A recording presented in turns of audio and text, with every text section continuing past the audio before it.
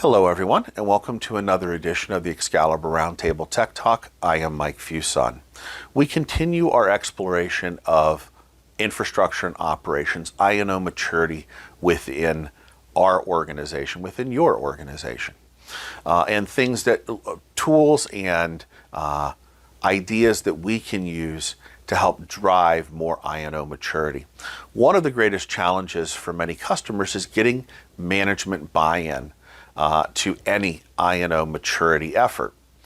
One of the things, though, as you start to look at what's gone on here in our world for all of us over the last 18 months, is with COVID and dealing with the pandemic, the move to work from home have made infrastructure and operations so much more critical to the organization. Not that they weren't extremely critical to begin with, but the ability for folks to work from home and us being able to monitor all of our infrastructure and ensure that things are staying up for all of our remote users becomes a very, very important part of continuing to have the organization drive forward.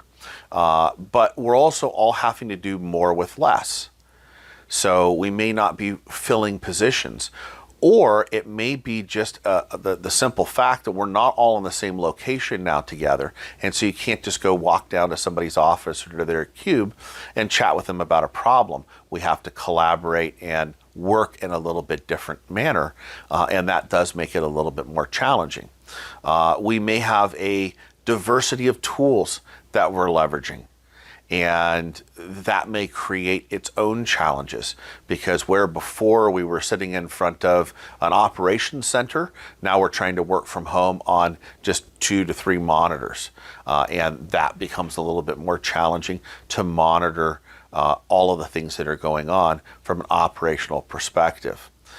It certainly has not gotten easier, but there are opportunities for us to help our management understand how we can improve and how we can drive more efficient organizational operations by being able to spend some time on our I&O and maturing our I&O process.